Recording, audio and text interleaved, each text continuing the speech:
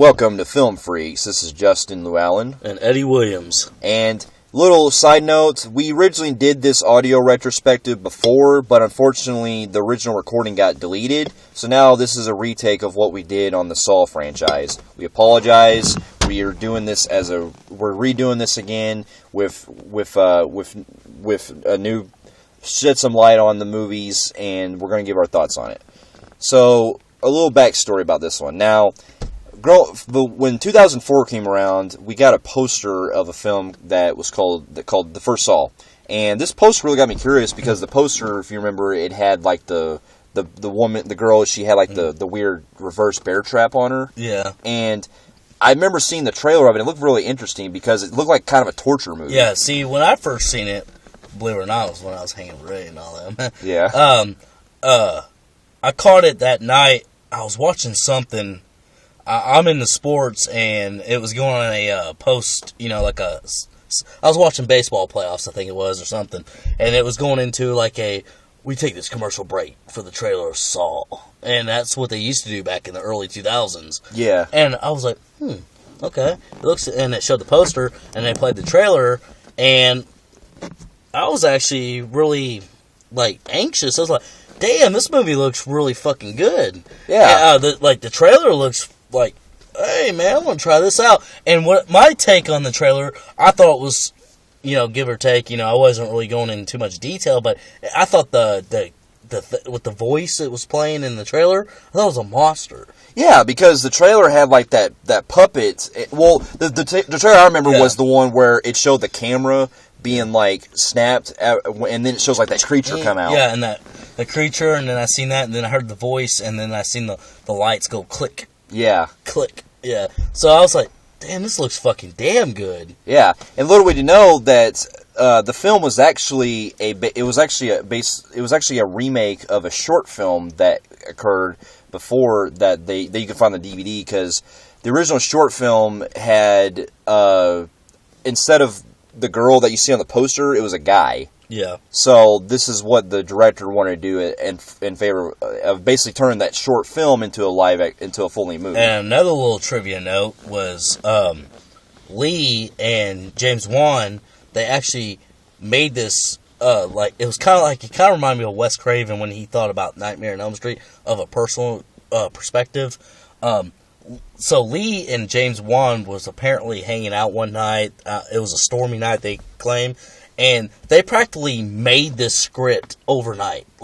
They just started talking two buddies. Yeah. What if we did this?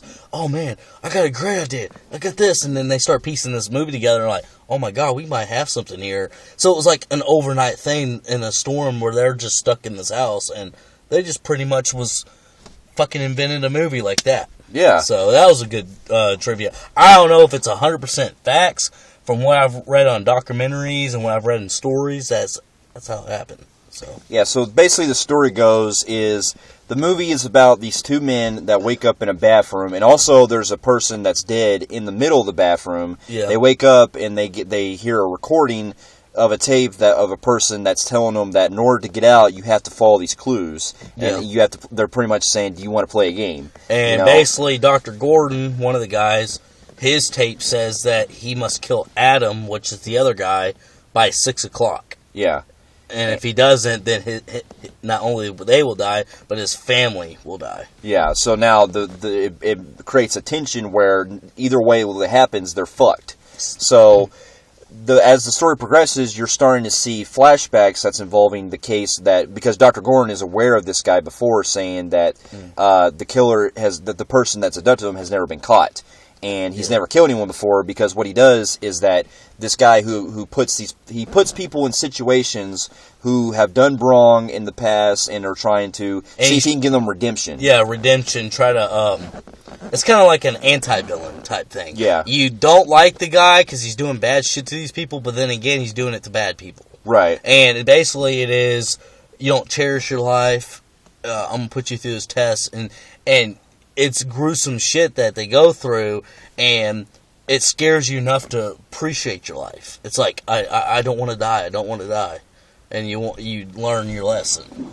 So it's kind of got like an anti-villain thing type going on. So, and I tell you right now, like this film, like when it first came out, I was a huge fan of Saw. Yeah, like I was too. I got to tell you right now, like out of all this is the film that that marked the more mainstream attention for the torture genre. Yeah, and not only that, this movie is pretty much made star of the best twist endings I ever fucking seen, because I did not see that shit coming. Yeah, well, before we get into that, because the film not only this is the first film in the franchise is not as gory as the later sequels are, because it's more of a psychological film. It is, and you know what? For it having less gore, even though it was brutal, I did appreciate that, and until they, later on they get really crazy with just the gore more than anything.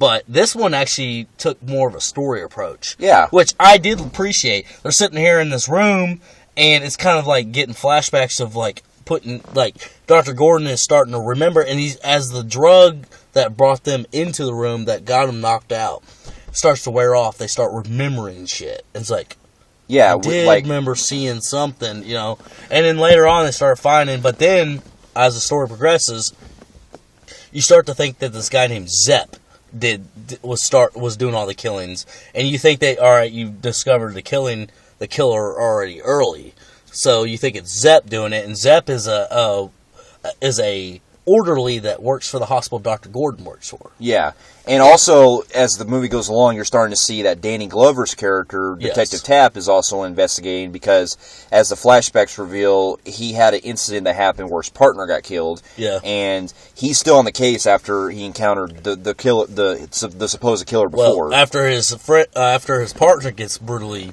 killed, Danny Glover / Tapp, he gets his throat slit. Mm-hmm. And basically, they say he went crazy over the case, and he lost his job. Yeah. And he dedicated his life in finding the guy who did this. Yeah, and so he's been sneaking around, or he's been snooping around trying to look for clues to see where he's at, and he's been spying on him, because he knows there's a part that... And he even thinks it's Zepp. Yeah. Yeah. So... The film, overall, the film Saw, like, not only works on a psychological level, but the way that they're piecing together these puzzles, it gives not only good red herrings, but also the whole idea that you're isolated in this location can show how much someone can be in that situation. And I did think that they captured the whole, like, where they're, like, they're kind of not really, they're kind of lost. But then they do the whole psychological torture to them, where they're like chained up, and you can see as the movie progresses, they're losing their fucking minds. Like, why the fuck am I here? What the fuck did I do? And then losing it, and then Dr. Gordon, thinking that his family, he starts seeing pictures of his family being captured. Then he hears, and he thinks it's Taps. He thinks that Zepp is killing him in the background on the phone. And he can't reach the phone and stuff like that. It draws him to like, Aah! And he's just fucking madness. And that's made this scene is actually iconic to the whole franchise. The sawing off his leg, which was fucking brutal. Yeah, he saws his foot off, and then not only that, but also the film has one of the all-time best twist endings. Yes, where you think it's actually Zepp, when it turns out that there's the guy in the middle of the room was actually him the whole time. He was the killer. Yeah. So you get him, you get Dr. Gordon, like you said. Dr. Gordon, or like we were saying, Dr. Gordon chops his leg off, and you get him disappearing in the darkness saying, I'm going to go get help. He disappears in the darkness crawling, and then you think after that, because Zepp comes in, they kill him with the toilet thing, and then it's like, he fills in his pockets looking for the keys to get out, thinking, hey, all right, he's got the keys. Pulls out, and it's a tape recorder. Tape recorder, which they had tape recorders, so they're like, oh, fuck. Yeah. Plays it. And that was one of the biggest twist endings I ever seen. One of the best twist endings, too, at that. Yeah. And the guy just fucking slowly stands up. I'm like, whoa, what And the he was wearing a prosthetics on his face. And I thought he was a monster at first because he was ripping skin off, but it was just a prosthetic. Yeah. And he's like, the key to that chain is in the tub. So the whole entire time that Adam, Lee, who plays that plays Adam, they actually, if he would have just woke up and just opened his eyes in the water, he would have seen the key glow in the dark, and they would have been out scot-free at the beginning. Nothing Yeah. would have happened. But because, you don't think of situations like that, so he wakes up, key goes down the drain, so it was in the tub the whole entire time. Yeah. So, and then he walks out with the famous game over. Yeah, this film, I tell you right now, for the when I've seen Saw, and to this day, I still find it works not only as a great torture genre, as some people like to call it, but it works as a good story. It has a great acting, especially Carrie Elways and Danny Glover. Yeah, it was cool seeing Danny Glover in like a big screen movie in a while. You know, and also just the whole idea that I believe that was his last copish movie too. Yeah, where he plays a detective. Yeah, yeah, because he's played many cops. Predator 2, Lethal Weapon, yeah, and then now Saw, and that was his final date, like as a cop. Yeah, and also it helps that the film it has red herrings that not only work because you think who the killer is, but when they actually pull it together, it's fascinating. And you know what? That scene where Adam's walking in his apartment when he's thinking about how he got captured, that creepy. shit was fucking yeah, where it shows the snap. It was my and then they made that roar whenever the pig face came out. That roar, yeah, like that shit scared the fuck out of me. I was like, whoa, damn, man. Yeah, but the most gruesomest part, surprisingly, is the most gruesomest part, because the movie, like we said earlier, doesn't have a lot of gore, but the most gruesomest part, I think, was the part where the girl who gets captured in a flashback, she takes the bear trap suit off, and then she has to cut her victim's, like, stomach out. Yeah. And she has to get, like, the key inside of his intestines. Yep. So, but overall, yeah, I love Saw a lot. Like, I can't really think of hardly any flaws of it, so I'm giving it a good 10 out of 10. Yeah, pretty much. I'll go a little bit lower than you, but it's still a perfect horror film. It's one of the best, my top 20, maybe top 30 horror films ever made. I'm going to go 9.5 out of 10 on this one. Fair enough. Now, after the success of Saw, this movie made a huge marking at the box office. Not only did it made impact of, because what happened after this film, we started to notice a trend going around where every year we would be getting more of these coming out in Halloween. Yes. So with this movie making a lot of money at the box office, it was obvious they were going to make a sequel. So the second one, I thought this was going to be probably like, for one, I thought it was a standalone film. For two, I thought, okay, if they do a sequel, it'd probably be years down the road. And all that stuff. And little do we know, we get the second one coming out. I remember hearing about it. Yeah, because I remember seeing the poster where I was like, wait, a Saw 2? See, the thing with the Saw series, I never seen the poster before the trailer. I always seen the trailer first. That was the opposite of me. I always saw the poster before I saw the trailer. Yeah. But anyway, we got to, when the second one was coming out, it got me curious because when I saw the trailer, well, keep in mind, this was back when I was watching the previews. I didn't really see the previews for the film until the third one.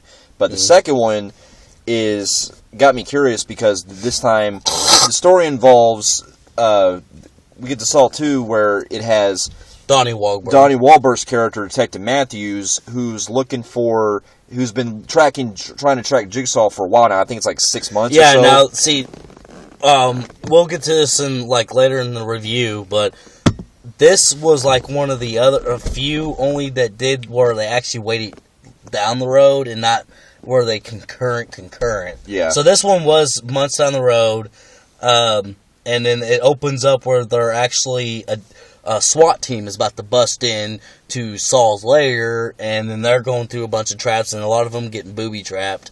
And this is where we see, not only do we get, Donnie Wahlberg's character, but we also get, what's his face? Riggs. Detective Riggs in this, and then we get the girl cop from the first one. Yeah, I forgot her name because... that was Tap's partner. One of the other Tap's partners that survived. Yeah, he had two partners. He had the Asian dude, and then he had the girl. Yeah. Yeah. And then, so basically what happens with this is they find out where... Donnie Wahlberg's character finds out where Jigsaw is at. So after the SWAT team goes in, it shows, like you see in the first one, they have the same puppet, and that puppet shows up in a little tricycle, and he actually kills the cops they have that booby trap wire, and they blow up. So then they go in, and then actually they changed it up a little bit with this one, and they actually captured Jigsaw at the beginning of the film. Yeah. They know where he's at, so he's unarmed. So you think and he's on his he's kind of pretty much almost on his deathbed in a little bit. This is like mid-death where he's actually on oxygen and all that. Yeah, and for a little bit when I first seen the movie, and it took me a little bit, but I thought because I remember seeing the guy more bald and beefier. I actually thought that was another guy that they had to replace. Yeah, I thought it was another actor that had to play. I was like, oh man, I'd kill him. Then I read it wasn't. It was the same Tobin Bell, and I was like, yes. Thank God. I was like, man, I hope it was... I thought it was another character. Yeah. I'm like, no, don't do that shit to us. So we get this, and we get... basically, when they come in, Jigsaw's actually planned a plot to where I want you to capture me because I want to speak to Donnie. Yeah. Wahlberg's character. And basically, he's got... Whenever they're busting in, they see a cover over a bunch of screens, and they lift this cover, and it's a bunch of screens, and it's actually a new trap going on. Yeah. And we get something more updated, because we were used to just seeing two guys captured. Now we get a group of people in a house that is booby-trapped with different shit. Yeah, and as the movie goes along, you start to see that these characters are having to go through different layers of the house, and one of them is Donnie Wahlberg's character's son. And the other one, we get praise role of Amanda from the first one, who was a previous victim. Yeah, and she's recaptured again. Mm-hmm. Yeah. And as the movie goes along, you start to see what really holds the film for me is the confrontation between Detective Matthews and Jigsaw, the way they're bantering back and forth. I do like that. I do like that. Yeah, because as the movie goes along, you start to notice the madness that that Detective Matthews is going through with trying to get his son back. And the thing is one of the reasons why he's being put to the test is Donnie Wahlberg actually plays a corrupt cop. Yeah, who set these people up and pretty much these people who had minor charges, he made their charges more worse. He's beat on a few of these people. He's planted drugs on a few more people. He's added charges that were bullshit on some of these people. So it's like, okay, he's dirty. He's a dirty cop, and he's also a shitty husband, and he's a shitty father to his son. And he's teaching him, oh, you treat your son like shit. You don't care about him. Now let's see if you care about him. Yeah, and you also get to see a lot more layers of how the traps work, because this one, they upped the brutality this time by see, the difference is this one we actually see the traps going as they're going. The other one was kind of like a quick flashback, but mostly it wasn't really about a trap movie. It was about two guys just stuck. They weren't in a isolated location. Yeah, they weren't in a trap per se, where they're going constant different traps. Yeah. This is what started what all the films would do with the whole trap, beyond trap, another trap, which is pretty cool. It's cool. It's clever. Yeah, because one of the most, because they upped the gore this time with a lot more, brutal shit, especially with the shotgun to the eye part. Yeah. And then you also have the needle in the haystack, and then you have some other cool traps around the house that it's kind of like something out of Home Alone. If Kevin McAllister put something in his house, it was all made to kill people. By the way, these people are rushed to go through all these tasks, and their goal is they each have a piece of a password tattooed in the back of their combination tapped in the back of their throat. But the thing is they're also got a time limit because they're also poisoned. Yeah. And every now and then, Jigsaw has got an antidote waiting for them that they can stick themselves with. And, little as we know, one by one they go away and everybody starts dying. And as the movie progresses, we start seeing later on in the film that Donnie Wahlberg takes action in his own hands, and he's tired of talking and reasoning with Jigsaw, so he loses it. And Jigsaw wanted this. You could tell he wanted this to show his brutality. Donnie Wahlberg actually locks all his partners up in their little cage, and he just beats the fucking shit out of Jigsaw, almost killing him. And he goes, "Yeah, I knew you like that. You love brutality." And just Jigsaw loves it that he's beating the shit out of him. Like, damn. And then, as little as we go, he goes, "All right, motherfucker, you're taking my son right fucking now." And then they leave, and then, the cops have a bad feeling. His partner's like, "Don't do it. There's something fishy about this." the way Jigsaw's acting. So they leave, and as they leave, Donnie Wahlberg has another team looking for Jigsaw, helping him, getting them, hey, go to this house. Yeah. And all that stuff. So Donnie Wahlberg's on the way to this place, and little we learn that the tape that they're watching is pre-recorded. It's pre-recorded, and it happened already like a month or two down the road. And it happened a while ago, and he set it up to look like it was happening now. Yeah, which I thought was really clever with how they shot it with the footage. Yeah, so Donnie Wahlberg is going through, going through this tunnel and stuff, and he leaves Jigsaw in the car and tells him not to fucking leave. Jigsaw's pretty much, you think he's going to actually pass away because he was beaten so badly. Yeah. So he's running through there, and a pig face captures his ass. And then this has another great twist, like the first one, but this time they actually comes back full circle, is this twist shows that it was actually Amanda. It was Amanda from the first one who was a victim in the first one. Yeah.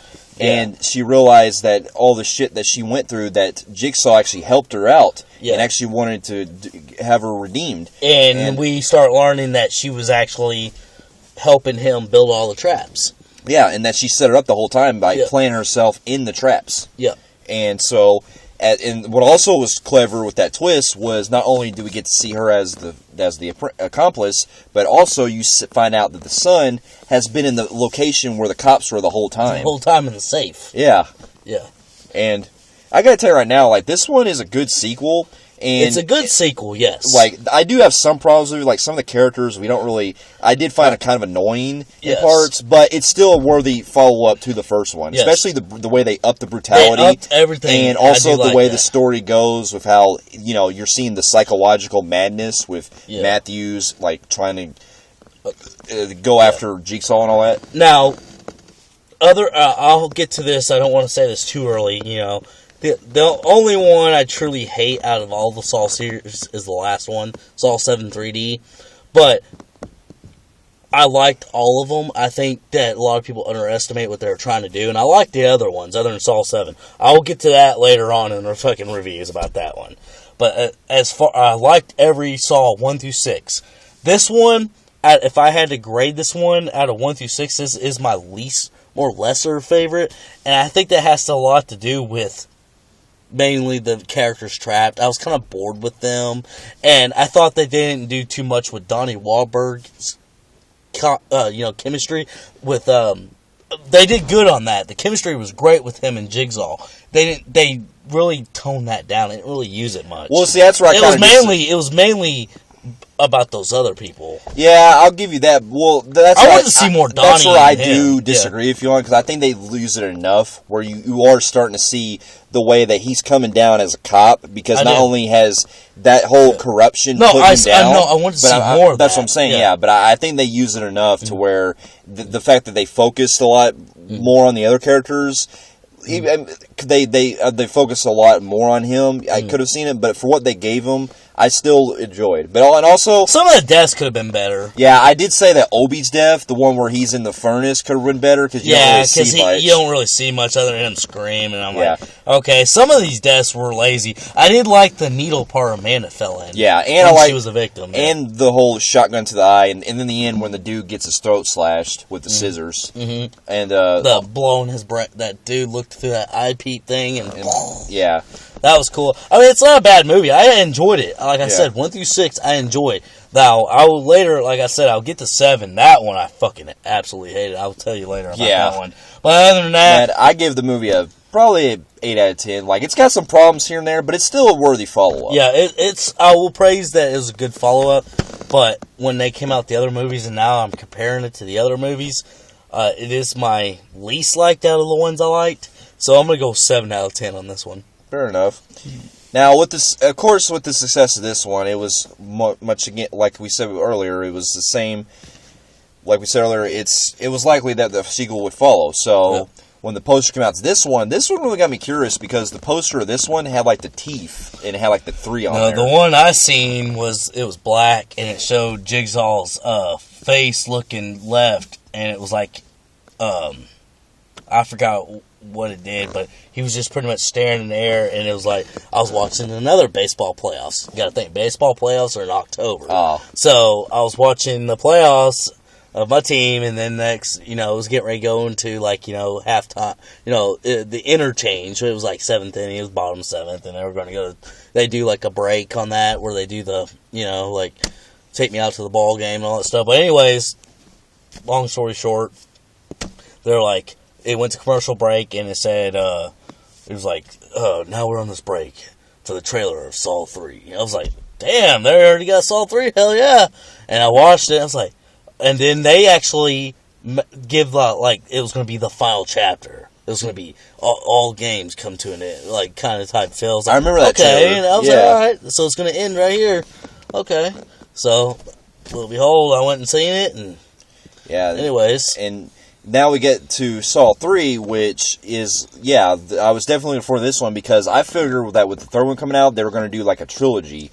Because this one, the story goes, you have... I'm not familiar with the actress who played. I keep forgetting the character's name. It's Diana something from the first two movies. Well, she's on the case.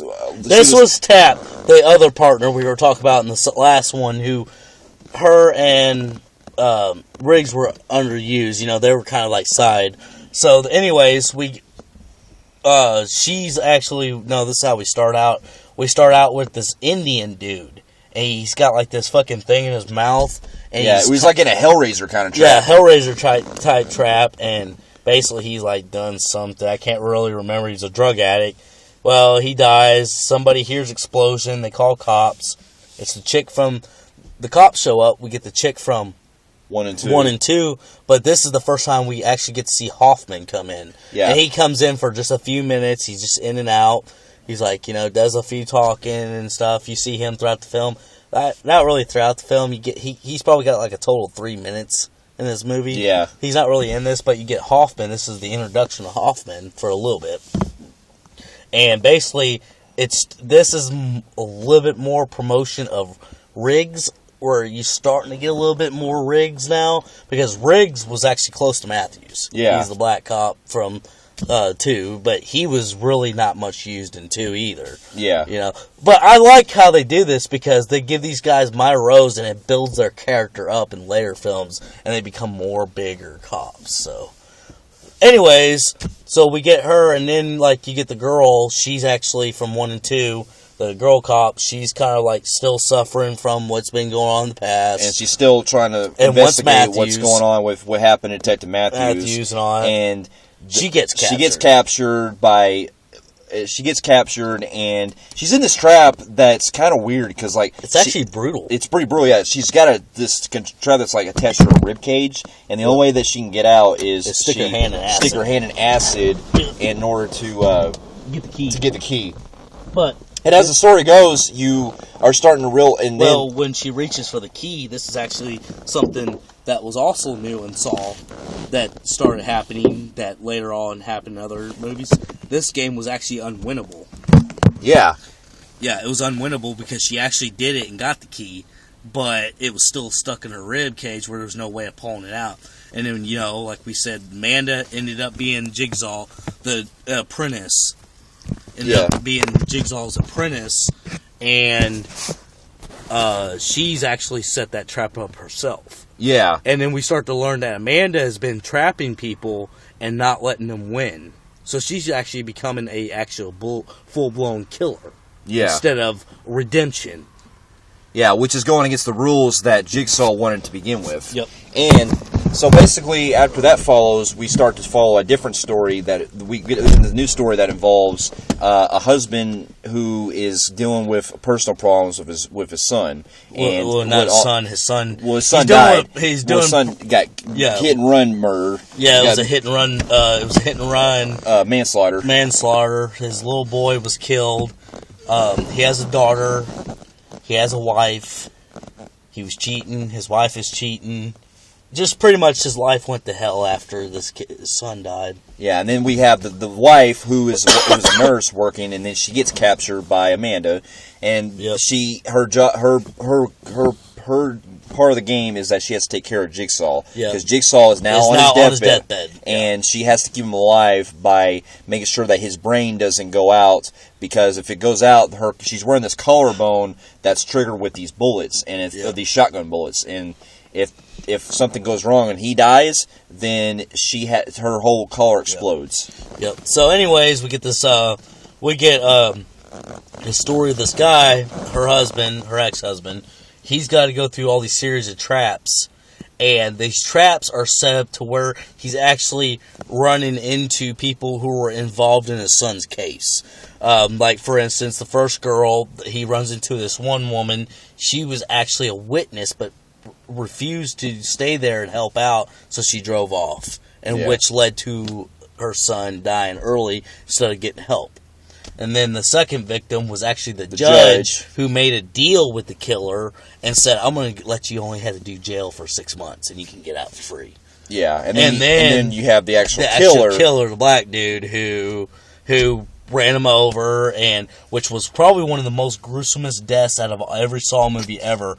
I gotta say, that was probably the most painfulest death to ever go through. Because this dude was going through this fucking trap where his bones were breaking. Slowly just twisting every limb off. And then his fucking head was twisted. Oh my god, that shit was brutal. Yeah, dude. it was. I'm gonna say I've seen maybe more gruesome deaths, but I gotta say, other than 5, at the end of 5, which we'll get to, this is the other one that fucking is the worst. Yeah, because what also, it makes the mortality a lot more handled really well with the character Jeff, because when he's going through all this, he has to question himself whether he wants to save that person's life or to let him die, because he's seeking justice. He's seeking justice, and Jigsaw's trying to teach him, do you want blood?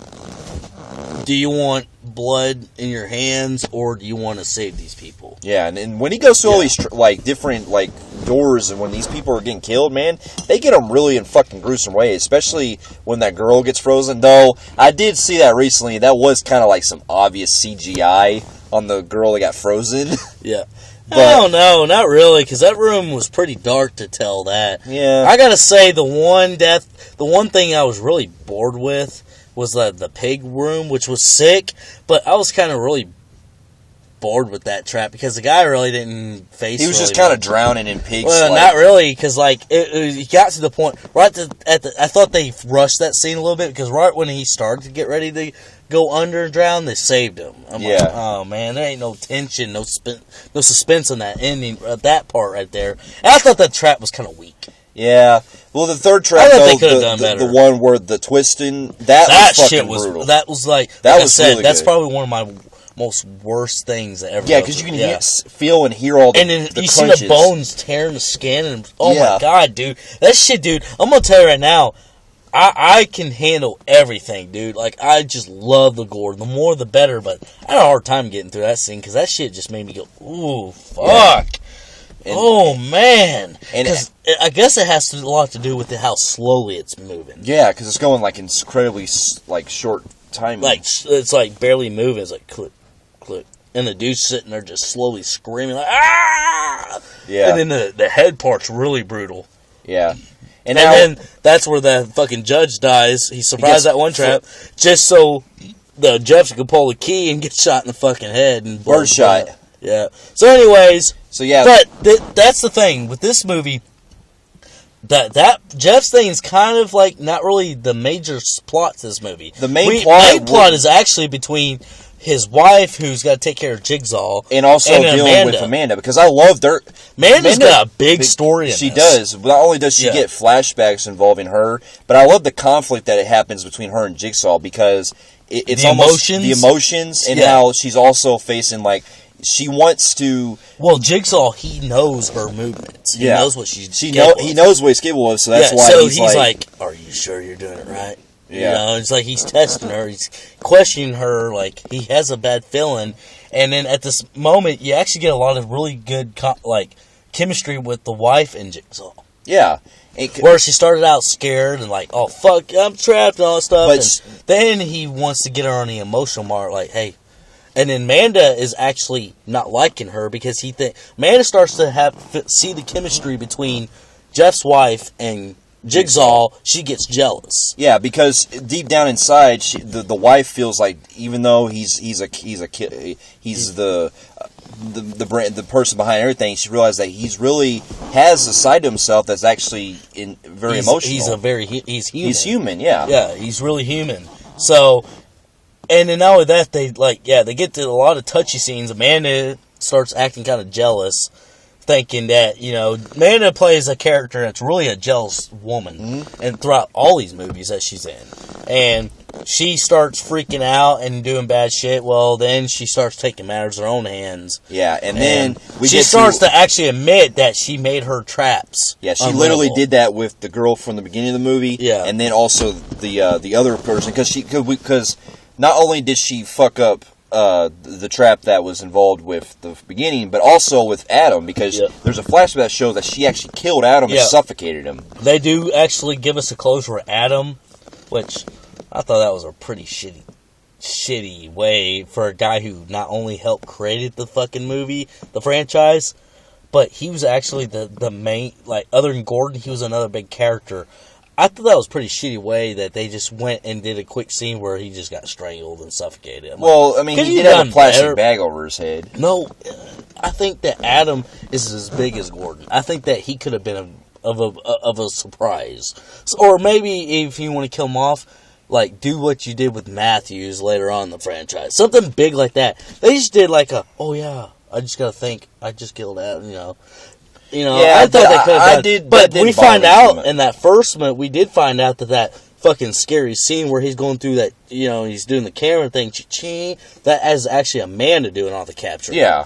And then we find out that Amanda set up the fucking first movie where she helped him pull Adam and Gordon in there, and then he's like, stick me, he gave her the drug to stick, and then you see him lay down. Yeah. From the first movie. I remember that. And that was fucking cool. And they did a lot of good flashbacks, and a lot of good closures to a lot of scenes from the first. They did, movies. And also because it shows even scenes of them setting up the second one. Yeah, and so when we have the climax that goes down, it involves Jeff. But anyways, we were saying that Amanda starts freaking out and she loses her cool. I think Jigsaw was testing it. He knew it was going to happen. Well, while she's about to freak out and she's actually trying to shoot Jeff's wife in front of Jigsaw, and at the same time, that's where Jeff gets through all his tests. Yeah. And plus, when we get to our climax, it shows that that all bets are off, because here you start to see that Jeff comes in and he kills Amanda, and then you get that closure. That closure where like that sad closure that Amanda's finally gone. Yeah, like, blows her throat out, and then she passed away, and then we see that the Jigsaw offers Jeff one final game where he has to choose whether or not he wants to kill him or to let him live. Or forgive him, and then we get that ending. Well, we get that cool ending where he goes, "Yeah, I forgive you." He takes and then he gets the circular saw, the actual iconic name, the name of the fucking tool, the name of the fucking what we've seen in the past posters with the saw. Yeah, and he takes that and he slits Jigsaw's throat. And when I seen that, I was like, "Yep, that's the end," because these ain't monster movies, obviously. And then you see his heart rate going down, and he's bleeding to death, and then you think it's over, and then you see him pull out a fucking tape. I go, what the fuck? Well, and then Lynn dies. Yeah. The wife dies because her collar blows up, and he realizes, and then we get the tape recorder, which involves that this entire time, if he would have forgave him, his daughter would have been saved, because his daughter would have been saved. If he would have forgave the people, he would have been there a lot quicker. He would have saved his daughter, and he would have, like, him and the wife would have been free. And then none of this would have been ever, like, it would never have been bad blood between them all. Everybody would have been free. Everything would have been good. But because he had revenge in his mind, he fucked it all up. Yeah.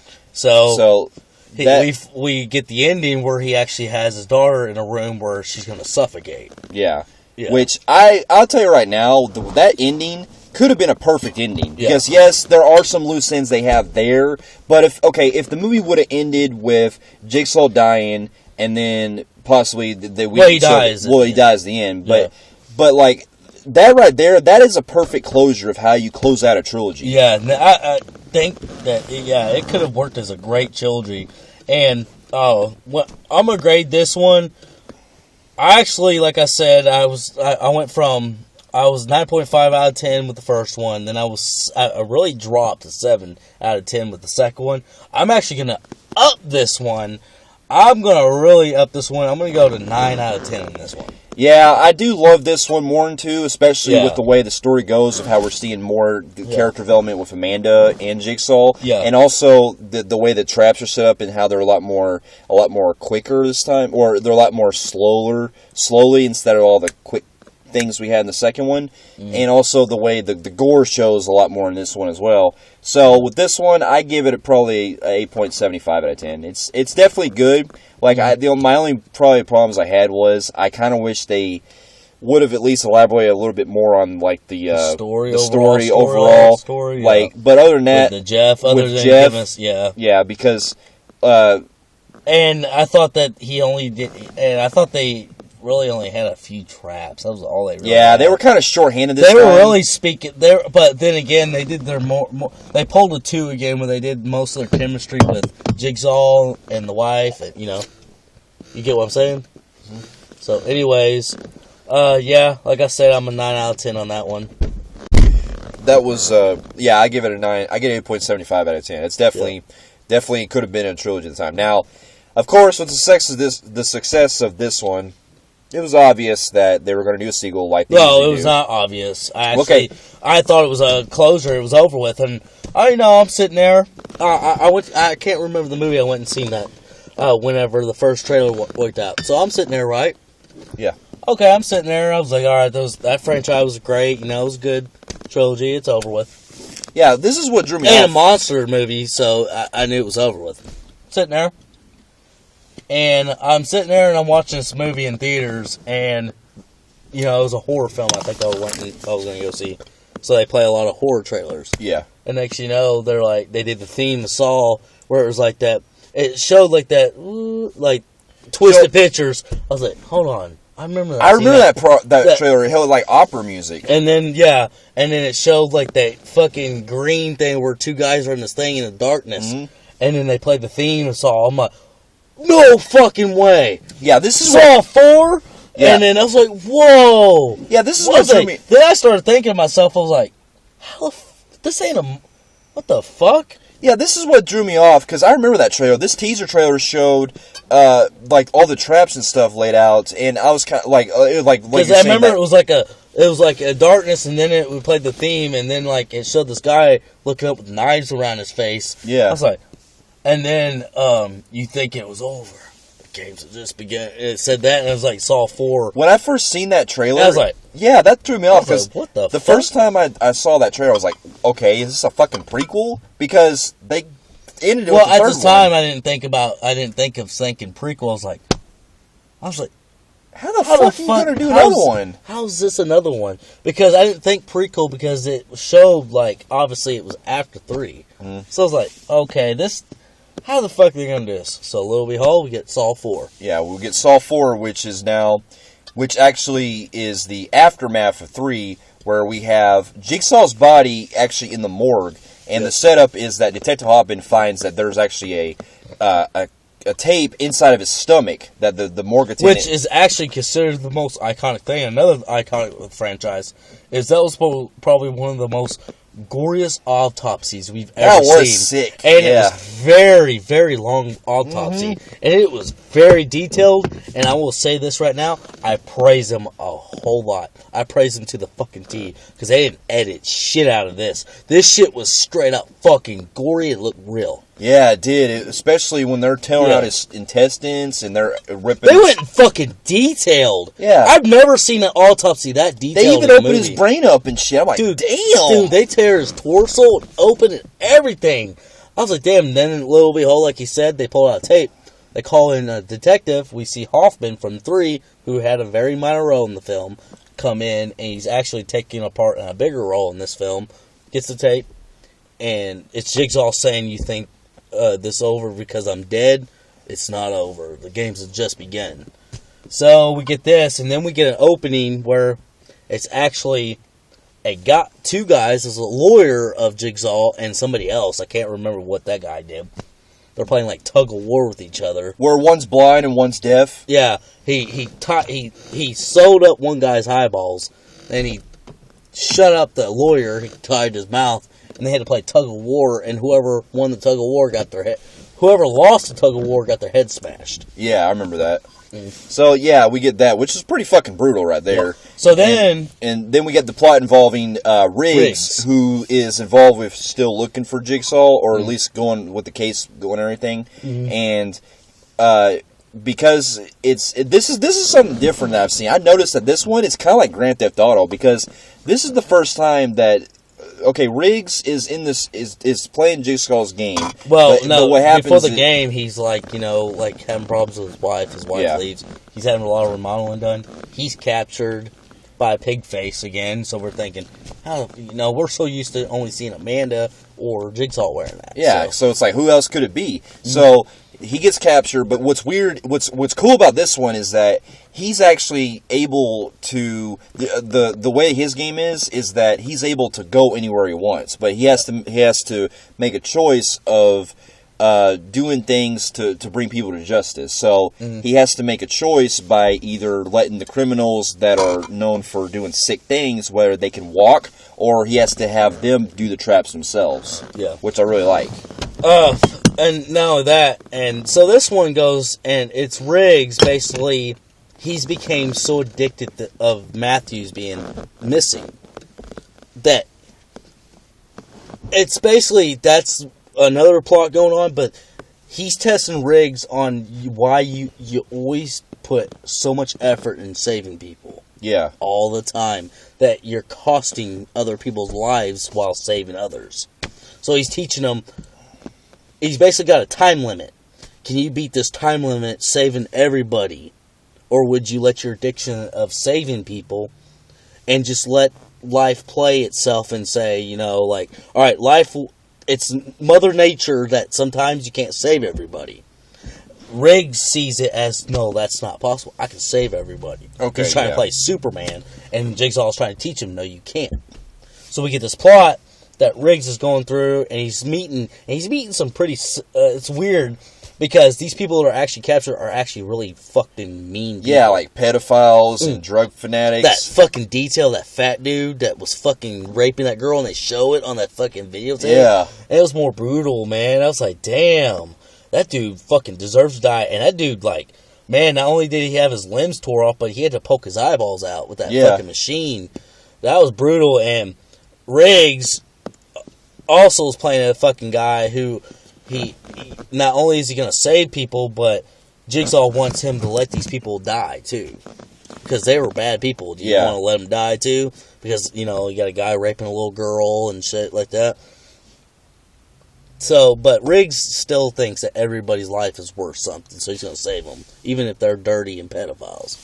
So, you get that, then you had the trap with the girl where she got her hair tore off by that machine that sucked. Yeah, I remember that. That was fucking vicious. I was like, damn, I would not want to have hair like that. Then you get the teacher one where you get a scene where Riggs was actually I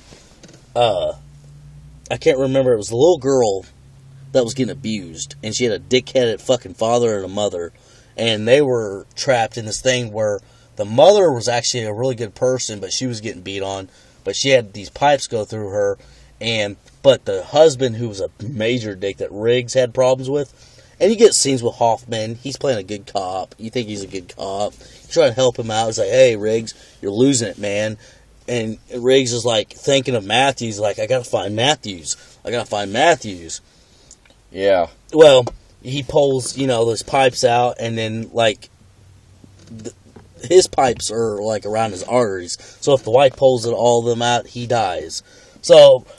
That's a side note as he's going through all the traps. But meanwhile, we got another storyline where the lawyer of Jigsaw is actually, you think he's the apprentice now. Yeah, because it shows him operating on Detective Matthews. Well, no, you have him. No, we get a scene where it's the lawyer now, and you see the scars on the mouth of him having to have this.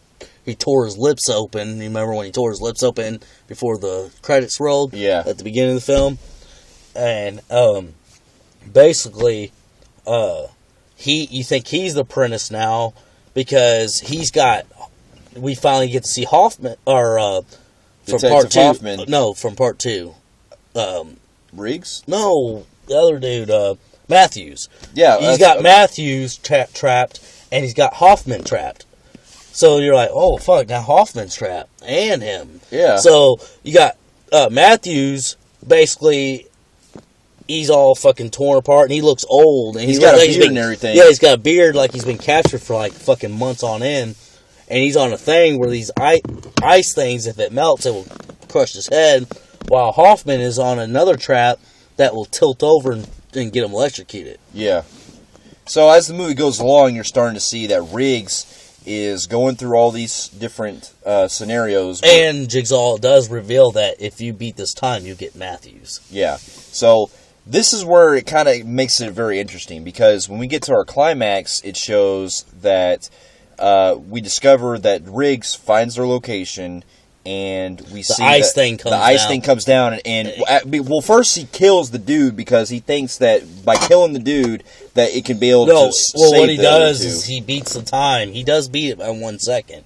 He shoots the lawyer, and the lawyer goes down, and when he does, he looked up, he sees the ice thing actually breaks him. We actually see Matthews get killed. Yeah, his whole head crushes. So, he thinks that he beat the time. He's like, I beat the fucking time. And the dude was like, trying to warn him, Jigsaw's fucking testing you, piece of shit. It ain't me, I'm under test too. And then we find out the lawyer was just being tested. That he was under a trap himself. That it wasn't the lawyer the whole time. Which brings us to one of a really great twist it here. Actually reminds me of part 1 again. Yeah, because it shows here that the entire time Hoffman was behind everything. Hoffman starts I went and seen this with my buddy too. I've seen most of them in theaters, pretty much all of them. And then, we get to the scene where, like, alright, when Riggs broke in, he got shot too. So he's bleeding to death. And then when he killed the lawyer, and then the lawyer fucking, right when he pushes play, he dies. And then it's fucking Jigsaw talking. And then he's like, you rushed. It was a trap. Instead of beating the time, he rushed through the time. Yeah. And he got there too early. So when he got there too early, that's whenever, then you're like, what the fuck? Jigsaw's dead. And then next I look up, and then it shows Matthews untying himself. Yeah. I'm like, holy shit, they did a 1 again on us. Yeah, that was a really great fucking twist, because not only that, because after we discover that he's behind it, he leaves Riggs there to bleed to death, which will presumably he bleeds to death. Then the movie... No, here's the thing that we're leaving out here. Leaving out a big thing. Throughout this film, we see another storyline where we get flashbacks of Jigsaw. Actually, we get to actually see pre-Jigsaw before he had cancer. We see the part where... That's right. I forgot. He finds out the diagnosis, where he goes to the Gordon's office, finds out he's dying, then he tried to kill himself. That didn't work, and then he learned to appreciate life. Then we get this guy who... Cecil, who was actually the boyfriend of Amanda, and shows them... We find out, and this is the first time we see Jigsaw's wife in this film. Jill Tuck, who was also being investigated throughout this film by another detective, Straub. Yeah. And his partner, Perez. Yeah, that's right. So, yeah, we get to discover the origins of Which is also very minor for Straub. It's another thing where the cop plays the minor role before he gets a major role in the next film. So we get Straub investigating Jill, which is Jigsaw's wife. Yeah, which involves her discovering of what, or we get the flashback that involves Jigsaw of how he came to be, actually, because what happens is his wife is pregnant about 8 months, and she's about to have him soon, and then all of a sudden there's one night Cecil actually comes in one night while she's breaks working in, he wanted to rob her for pills, right, and pushes the door on her because he tried to get it and get pills. And then he kills the baby. He makes her miscarriage and kill the baby, yep. Which causes Jigsaw to realize that these people aren't learning anything. So he discovers in order to have them discover life in different opportunities, he has to test them. So he gives them, the first victim he gets is Cecil, where he tests him in order to he puts that weird, like, thing on his knife. It's a knife thing. And then, like, the dude that must push, he goes, you must match the ugliness of your life. And through that. And then it's like, shows like, oh my god, it was brutal, dude. Yeah. And he breaks it. And then, like, it was one of Jigsaw's, like, tests that went kind of, like, wrong and kind of broke on him. And then he put him in another test where he threw him in that barbed wire thing. Yeah. And then Cecil dies. But, yeah, he pretty much, it goes into fucking detail, like, and this is really emotion, because then you start feeling more sorry for Jigsaw, because this is a guy who just got diagnosed with terminal brain cancer, attempt suicide. His wife, you can see his relationship with his wife is fading away, and she's kind of feeling like she wants to be with the lawyer. Yeah. His lawyer, who is, like, you think he's the fucking apprentice, but then he loses his kid. Yeah, so you can see all the motivations come in full circle this time, which is very fascinating, because this is the first time we have to get to see more of Jigsaw's personal life come into play. Yes, and it was the first flashbacky. We're really flashbacky. So then, like he said, we get to the end where Hoffman stands up and walks off, and he goes, game over. Yeah, and then it cuts back to the autopsy. While we get doing that, we get Strom, who was actually... him and Prez wasn't with them at this time. She got in another trap where she got sliced, where it shows, like, the scenes where the cops are looking for them. Yeah. They're looking for Riggs, because they know Riggs went missing. And that's what they were doing, is they're just like a step behind Riggs. Every time Riggs goes to another one, Strom and Prez show up at one. Prez gets hurt in one trap, she goes to the hospital. And then Strom, at the end, is actually in the scene from part 3 where he kills Jeff. Yeah, he kills Jeff, and then he gets inside that secret secret. It's in that area where Jigsaw died. Yeah, and Jigsaw's body is still there, which is weird, because Jigsaw's body's still there, and then Jigsaw's body is, like, in the morgue. Well, the reason for that is because, okay, when he goes inside that secret passageway, it shows that he gets trapped inside the... Oh. Well, yeah, I get what you're saying, yeah. Wasn't that 5, though, or was that 3? When he looked at... When he says game over to Riggs, he walks out, and he closes that door. Then Strom has got his gun. He gets ready to kill Jeff. He kills Jeff, and then, because Jeff's like, you motherfucker, and then he goes, boom, kills Jeff, and then, he didn't look as he was shooting Jeff, that's where Hoffman's closing the door and locking the door, and then as he's walking off, you hear Jigsaw saying, you think you won't be tested, and that's where it goes to the autopsy. Oh yeah, I remember that now, because it cuts away, because you're led to think that possibly Hoffman is... So the beginning of the film and the autopsy, that was Hoffman reading. That was like, the beginning was Hoffman was actually the killer. That was really clever. I like the way it was edited like that. Yeah, so anyways, I really enjoyed 4. I did too. I was scared for it at first, because I was like, okay, man, you made a perfect trilogy. That coming back was kind of worrying me. But anyways, I did enjoy it. I did too. I liked the fact that they were able to push the story in different direction this time, and trying to encompass of what the people involved are having to either save the victims or whether they can, or whether or not, or how far they can go to save people. And also, I love the way they use Hoffman in this one. Yeah, I did too. And also, the deaths are a lot more brutal this time with this one. Yeah, and Strom, he kind of reminds me of Jason Lee. Yeah, he does. Yeah. So anyways, I'm going to go and I'm going to give this an 8 out of 10. Yeah, I'm going to give it probably 8.5 out of 10. It's definitely I like the twist they give, and it's definitely something that was a good flashback. It was definitely a more personal Jigsaw story that I really loved. Yeah. All right, we're going to take a break right now. We'll be back with part 2 of our retrospective coming up here soon. We'll see you guys later. Later.